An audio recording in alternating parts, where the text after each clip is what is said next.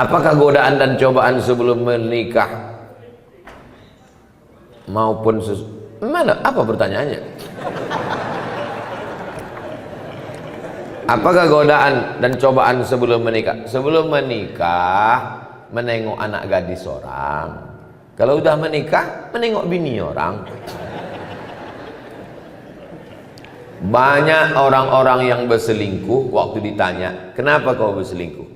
Apa jawaban dia? Lebih berselera menengok bini orang daripada bini sendiri. Ini penyakit ini.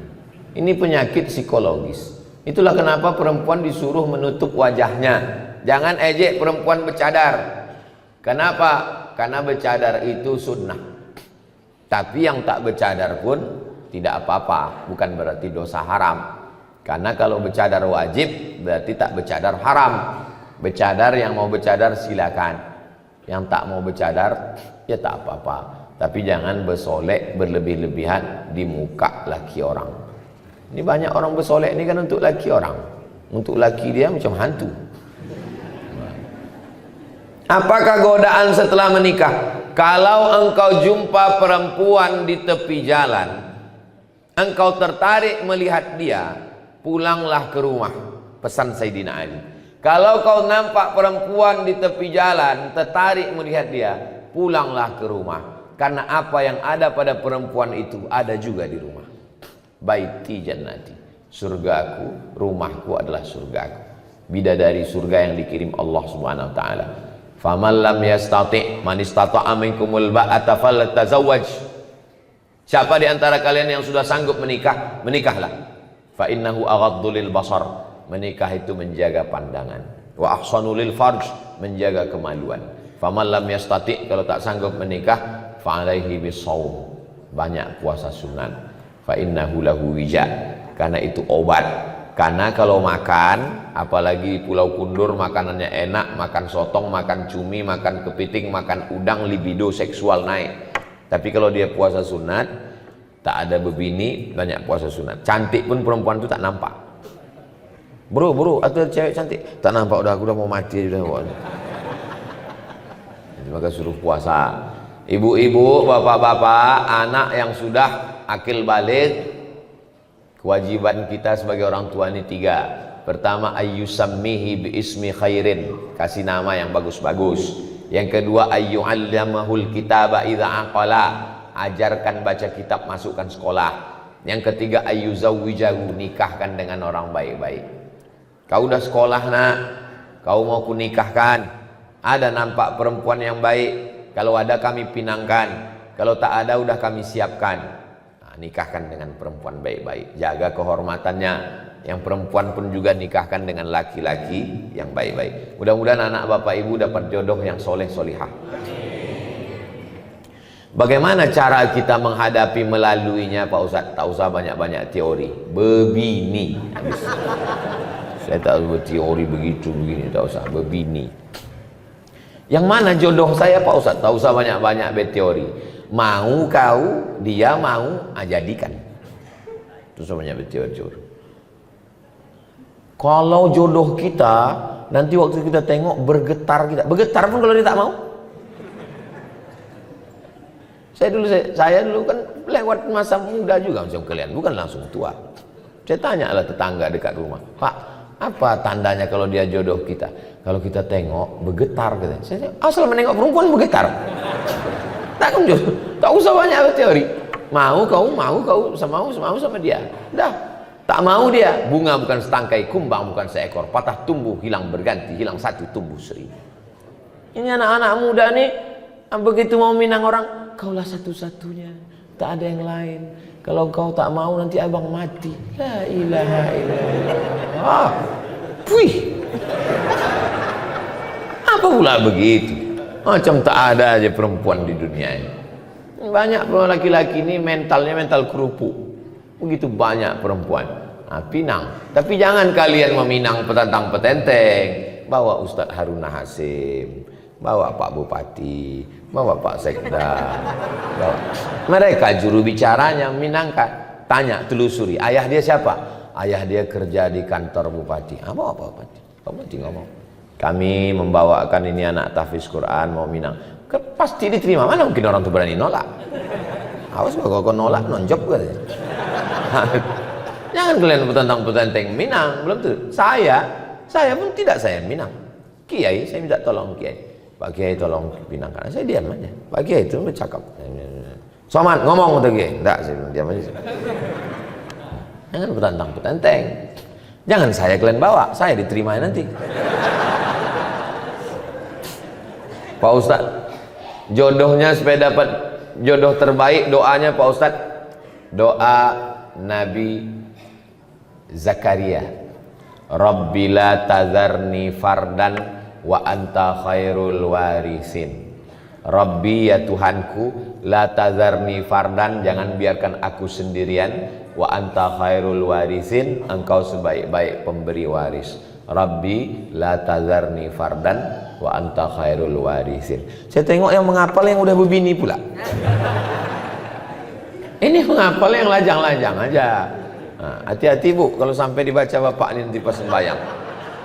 Bu, kalau sembahyang tahajud malam, dengarkan doa bapak itu baik-baik. Amin, amin, amin aja.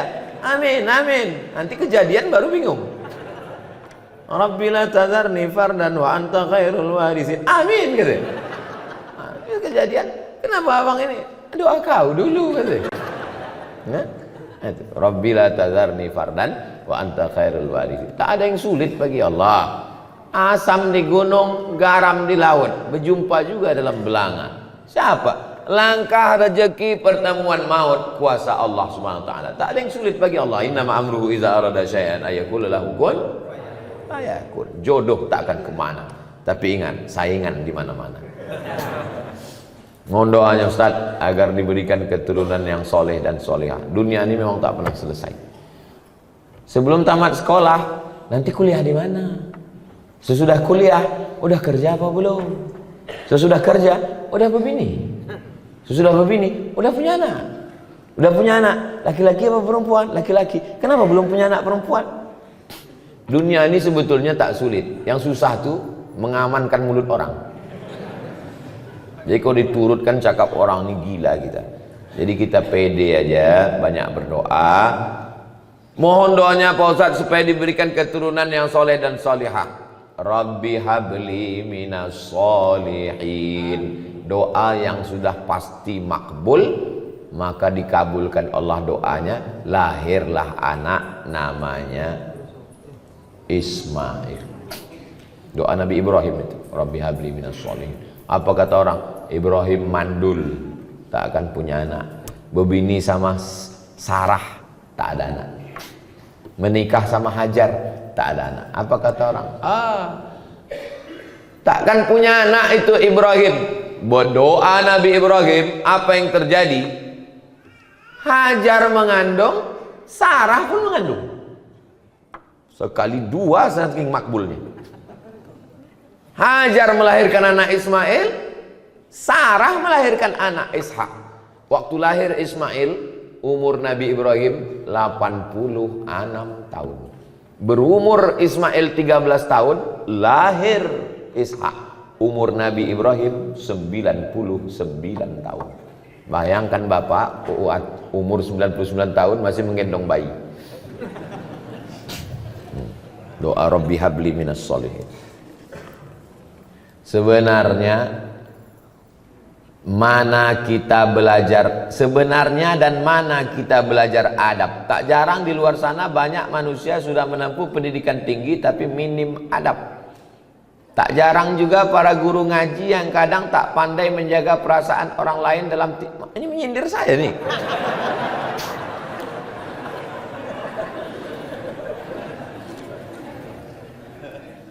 Yang mengajar adab yang pertama kali itu adalah ibu. Ini saya duduk di atas nih. Duduk di atas dikasih kursi ini. Dalam lubuk hati yang paling dalam tetap merasa bersalah. Kau salah Somad, kau salah Somad, kau salah Somad. Kenapa? Karena kecil dulu diajarkan tak boleh duduk di atas kalau ada orang tua di bawah. Sampai udah setua ini pun tetap dia tengiang, tetap nampak wajah almarhumah. Tak boleh duduk. Jadi waktu datang tamu duduk di lantai. Kita orang Melayu bentang tikar pandan, duduk tamu di bawah, saya di atas. Mak tu sudah mengkejip mata udah 2 kali. Saya tak juga turun, balik. Tak boleh bercelana pendek. Saya tak punya celana pendek. Sampai hari ini, kalau diajak orang mandi ke pantai, tetap bercelana panjang. Mandi kolam renang, tetap celana pendek. Tak boleh celana pendek. Kalau bercakap mesti ada ujungnya. Di mana kau sekolah? Di pesantren tu, di pesantren pakcik, di pesantren mak, di pesantren wak. Anak sekarang tak ada ujung. Kelas berapa kau? Kelas 3. Sekolah di mana? SD. Tak ada ujung. Kita dulu ujungnya mesti ada. Kalau jumpa cium tangan, minta doa, minta embus kepala. Diajarkan adab tata krama sopan santun. Habis makan piring bawa ke dapur, dicuci, dicium sebelum diletakkan di rak piring. Adab. Makanya Islam ini adalah agama Islam. Islam kata salam. Salam artinya selamat. Selamat lidah, dari kata kasar selamat. Tak ada gunanya ilmu banyak. Kalau cerita ilmu banyak, yang paling banyak ilmunya google.com. Kalau cerita paling kuat hafalan, yang paling kuat hafalannya youtube.com. Yang paling hebat amalnya sampai masuk ke surga. Pernah dia tinggal di surga, keluar lagi, iblis. Iblis itu pernah di surga. Kita sehebat-hebat kita belum pernah masuk surga lagi. Kata iblis, hebat aku lagi dari kau, kata iblis. Makanya akhlak. Ajarkan anak akhlak. Siapa yang menanamkan akhlak? Di rumah. Karena anak paling lama di rumah. Jadi kalau nampak orang tak berakhlak, itu berarti di rumah orang tua, ayah, ibu tak mengajarkan akhlak. Kalau sudah sholat sunat fajar, sampai di masjid sholat sunat qobliyah subuh lagi Pak Ustadz, namanya sholat sunat fajar. Waktunya dari azan ke iqomat. Sholat sunat fajar itu adalah qobliyah subuh. Di mana dalilnya? Sahih Muslim. Ada satu bab qobliyah subuh, sholat sunat fajar. Pahalanya khairum minad dunya wa ma fiha, lebih baik daripada dunia dan seisinya. Rakaat pertama kuliah, rakaat kedua kulhu. Usollinya usolli sunnatal fajri raka'ataini, usolli sunnatas subhi raka'ataini qabliyatan lillahi ta'ala. Salat sunat fajar sama dengan qabliyah subuh, podo samo sami mawon. Jadi kalau saya sudah salat sunat fajar di rumah, ke masjid, tahiyatul masjid. Habis tahiyatul masjid duduk, karena sudah qobliyah. Qobliyah itu setelah azan, tak ada qobliyah sebelum azan. Kalau ada orang sholat qobliyah sebelum azan, tidak sah. Maka setelah azan baru qobliyah, karena qobliyah setelah masuk waktu sholat. Qobliyah subuh, qobliyah zuhur, qobliyah jumat, qobliyah maghrib, qobliyah isya, semuanya setelah azan. Apa beda sholat sunat fajar dengan sholat qobliyah subuh? Sama. Assalamualaikum Pak Ustaz. Waalaikumsalam. Bagaimana hukumnya orang datang ke masjid, sedangkan ada sebagian mengatakan tak boleh, sedangkan kita mau belajar? Mungkin maksud dia bagaimana hukumnya perempuan datang ke masjid. Mungkin itu maksudnya. Perempuan datang ke masjid, perempuan lebih baik sholat dalam pekarangan, lebih baik sholat dalam rumah, lebih baik sholat dalam kamar, lebih baik sholat dalam tempat yang sempit. Ini hadis satu. Hadis yang kedua, la tamna'u ima Allah masajidallah. Jangan larang hamba Allah datang ke masjid. Hadisnya bertolak belakang. Yang satu mengatakan lebih bagus di rumah, yang satu mengatakan jangan larang ke masjid. Datang Imam Nawawi membahas dua hadis yang ikhtilaf ini. Kesimpulannya, kalau keadaan aman, di dalam masjid ada pengajian, tidak menimbulkan fitnah, boleh perempuan ke masjid. Pulau Kundur ini aman atau tak aman? Aman. Ibu tadi kemari ada dicegat tentara Israel? Tak ada. Ada datang Godzilla menangkap dari laut? Tak ada. Aman. Tidak menimbulkan fitnah. Sudah tahu masjid itu sunyi, imamnya cuma sendiri imam. Datang perempuan, tak boleh menimbulkan fitnah. Nah, tapi kalau aman, laki-laki banyak, maka perempuan boleh ke masjid. Apakah istri Nabi ke masjid? Ya, mana dalilnya? I'takafa Rasulullah sallallahu alaihi wasallam fil ashril awakhir min Ramadan, thumma i'takafa azwajuhu min ba'di. Nabi i'tikaf 10 hari di bulan Ramadan, setelah Nabi meninggal istrinya i'tikaf. Apa pelajaran dari situ? I'tikaf 10 hari 10 malam aja boleh, apalagi yang 10 menit. Yang 10 hari 10 malam aja boleh, apalagi yang 10 menit. Tetap dengan syarat dan ketentuan berlaku. Jangan sampai ke masjid pakai Honda, pakai sepeda motor, pakai celana legging sempit. Banyak atuk-atuk masuk parit menengok itu. Jangan ke masjid pakai minyak wangi terlampau harum. Masuk dia dari pintu, baunya sampai ke imam. Hilang ayat imam itu 1 halaman. Saya merasa banyak kesalahan terhadap suami. Bagus. Saya sudah sering minta maaf. Suami sudah maafkan. Tapi saya tetap saja merasa bersalah. Di sini saya tanyakan, apakah yang saya lakukan supaya perasaan saya tenang?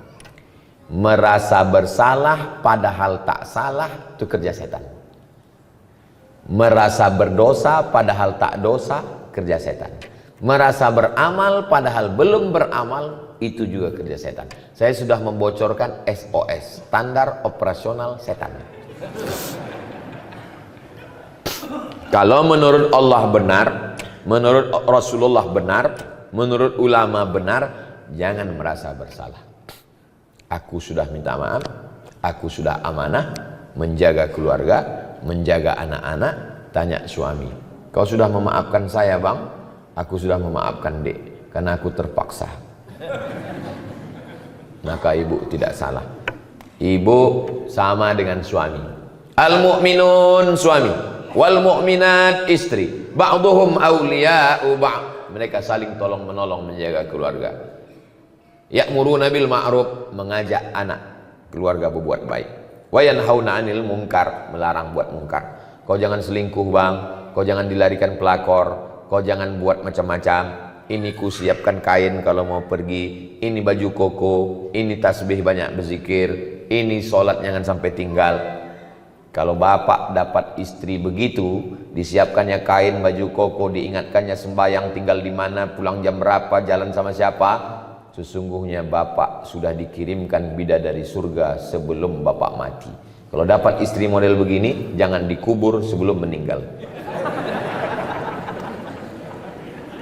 Kalau kita mengkodok sholat, mana yang didulukan, kodok dulu apa sholat sunat rawatib dulu? Habis sholat maghrib, habis sholat zuhur nanti, usolli fardhu zuhri arba'a raka'atin qada'an. Qada' hukumnya wajib, rawatib hukumnya sunnat, zakat hukumnya wajib, sedekah hukumnya sunnat. Ketemu yang wajib dengan yang sunat, mana didulukan? Dulukan yang wajib. Tapi kalau saya qada' terus Pak Ustadz, saya tidak ba'diyah lah. Apa pula halangannya qada'? Bukan berat qada' itu. Kita hitung 1 rakaat itu berapa menit. Tunggu ya, paskan dulu detiknya. Allahu Akbar, Allahu Akbar kabiran walhamdulillahi katsiran wa subhanallahi bukratan wa asila wajjahtu wajhiya alladhi fatara as-samawati wal arda hanifan musliman wa ma ana minal musyrikin inna salati wa nusuki wa mahyaya wa mamati lillahi rabbil alamin la syarika lahu wa bidzalika umirtu ana minal muslimin. Bismillahirrahmanirrahim. Alhamdulillahi rabbil alamin arrahmanir rahim maliki yaumiddin iyyaka na'budu wa iyyaka nasta'in ihdinas siratal mustaqim siratal ladzina an'amta 'alaihim ghairil maghdubi 'alaihim waladdallin amin. Bismillahirrahmanirrahim. Qul huwallahu ahadun lahus samadu lam yalid wa lam yulad wa lam yakul lahu kufuwan ahad. Allahu akbar subhana rabbiyal azim wa bihamdi subhana rabbiyal azim wa bihamdi subhana rabbiyal azim wa bihamdi. Sami Allahu liman hamidah rabbana lakal hamdu mil'us samawati mil'ul ardi mil'u ma syi'ta min syai'in ba'du. Allahu akbar subhana rabbiyal a'la wa bihamdi subhana rabbiyal a'la wa bihamdi subhana rabbiyal a'la wa bihamdi. Allahu akbar rabbighfirli warhamni wajburni warfa'ni warzuqni wahdini wa'afini wa'fu anni. Allahu akbar subhana rabbil a'la wa bihamdi subhana rabbil a'la wa bihamdi subhana rabbil a'la wa bihamdi. Pas 1 menit. 1 menit 1 rakaat. 4 rakaat 4 menit. Tambah ba'diyah 2 rakaat, cuma 6 menit salat. Siapa bilang sholat itu berat? Nonton bola 60 menit. Perpanjangan waktu, dibohongi pula sama wasit. Kenapa tahan? Scroll 60 menit, kenapa tahan? Qadha cuma 4 menit, tak tahan. Berhasil setan. Apakah saya salah jika saya berpihak kepada mereka yang lemah padahal mereka salah? Udah lemah salah pula lagi. Pula kita berpihak kepada orang yang salah. Betul kata Allah, betul kata Rasulullah, betul kata ulama, lemah dia, kita tolong. Unsur akhaka, tolong saudaraku, zaliman au mazluman, yang zalim maupun yang dizalimi. Kalau yang dizalimi kami tolong, kami tahu cara menolongnya. Yang dizalimi kami tolong. Tapi kalau yang menzalimi, macam mana kami menolongnya? Tahan tangannya. Orang yang mau menzalimi, memukul, menganiaya, tahan tangannya. Begitu cara menolong orang. Tolong saudaramu yang menzalimi maupun yang dizalimi. Jangan diam menengok orang teraniaya. Saya jalan bawa mobil, nyetir sendiri. Saya tengok ada satu anak diletakkan di atas parit. Di atas parit ini ada papan. Anaknya berdiri, dilempar sama 2 orang anak pakai batu. Turun saya dari mobil, saya tengok lama. Saya tengok anak yang dilempar. Habis itu rupanya lama-lama 2 anak ini sadar, ditengoknya saya. Tengoknya saya, ketakutan. Saya bilang, kau berdua bawa ayah kau sini, aku pijak batang lehernya. Kalau sekali lagi ketangkapku kau menganiaya, membuli anak-anak ini, habis kalian gua. Saya paling pantang menengok orang, membuli orang. Baik anak-anak maupun orang dewasa. Tak boleh menganiaya orang, tak boleh menzalimi orang. Maka kalau kita menengok ada, walaupun hal kecil remeh-temeh, banyak orang, itu anak-anak biasa. Itu sudah membunuh mental dia. Berapa banyak anak-anak bunuh diri gara-gara mentalnya diejek, diolok, mengadu sama maknya, ngadu sama ayah. Memang begitu anak-anak. Jangan, anak-anak ini mesti kita bela. Anak saya, keponakan saya, itu ditanya. Ada kawan di kelas itu yang ngejek-ngejek, ngolok-ngolok, ada? Tak ada. Kalau ada mengejek, balas. Mana boleh kita balas ejek? Boleh. Disentilnya telinga kau, cabut telinga dia. Yang dibiarkan anak kita dia olok-olok orang. Apakah saya membatasi pergaulan suami? Kalau suami berkawan sama peminum khamar, pecandu narkoba, ibu jangan diam. Jadi bagaimana kami bersikap kalau suami saya nih Pak Ustadz sering berkawan, mabuk-mabuk, sakau-sakau, pecandu narkoba? Sebentar ya.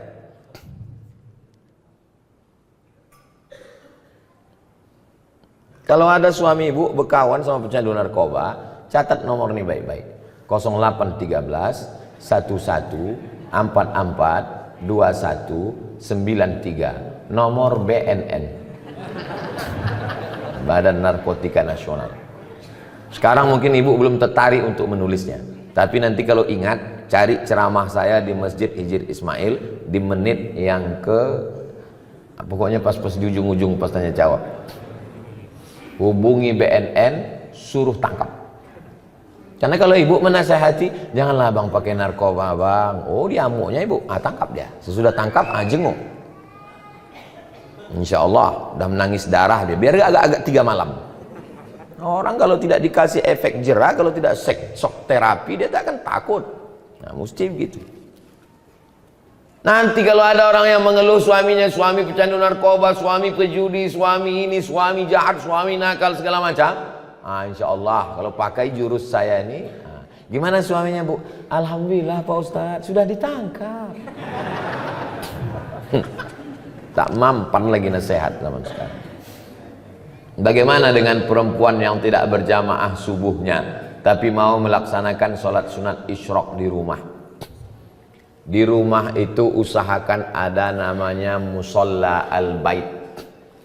Musolla al-bait dalilnya Nabi datang bertamu ke rumah sahabat.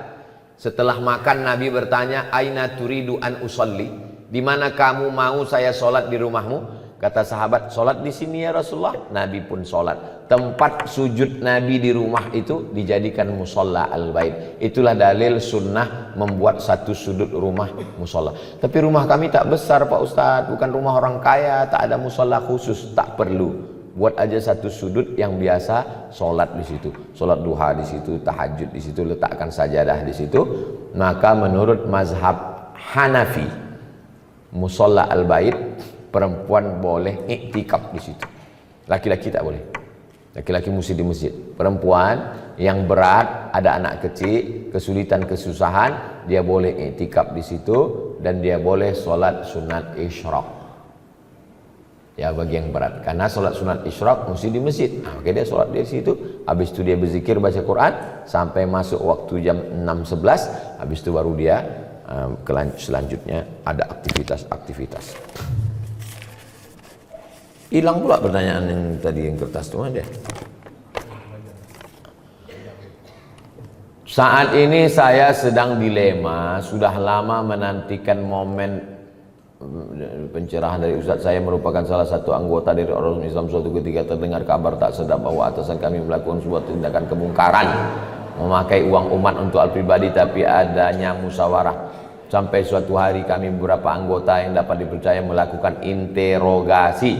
Akhirnya memang terkuak bahwa dia menggunakan uang untuk keperluan pribadi tanpa ada campur tangan dari pihak bahkan keluarganya tak tahu menahu. Saat itu pula secara tak langsung kami bilang kepada dia agar seharusnya uang itu diganti, namun dia malah berdalil ini seakan-akan enggan untuk mengganti. Alasan lain kenapa kami enggan untuk melaporkan ini kepada pihak adalah alasan keluarganya takut menanggung malu akibat dari perbuatannya, juga untuk menjaga citra baik agama Islam. Mulai saat ini saya secara pribadi sudah benci dengan dia. Saya sudah berusaha dengan hati maupun perkataan, bahkan sampai saat ini ketika melihat hati ini terberi geram, tak mau datang. Ditambah lagi sampai saat ini masih berlanjut isu dia kerap melakukan kecurangan. Seperti yang Ustadz sampaikan, kita begitu membara berapi-api, kita mencegah kelakuan bejat Zionis Israel berada di Palestina. Tapi ketika melihat kemungkaran di depan mata kita diam. Laporkan ke polisi. Kalau mau ganti, kalau takut melaporkan Fir'aun ini ke polisi, ganti duit yang hilang itu. Karena itu duit umat. Duit masjid, duit ormas, itu duit umat. Pertanggungjawabannya kepada umat. Kalau tak mau melaporkan dia karena menjaga nama baik, ganti duit itu. Tapi kalau tak sanggup mengganti, lapor ke polisi. Akan disita barang dia untuk mengganti duit itu. Ustadz, sekretaris kita memakai duit. Melaporlah wakil saya ke saya. Dekat rumah mak saya ketua, ini wakil saya, sekretaris memakai. Berapa dipakainya? 45 juta. Saya bilang lapor ke polisi, penjarakan dia. Malulah kita Pak Ustadz, begitu begini, nanti kami ini. Pergi saya ke kamar, saya ambil duit. Ini 45, masukkan ke kas, mengganti si hantu belau setan laknatullah alaihi.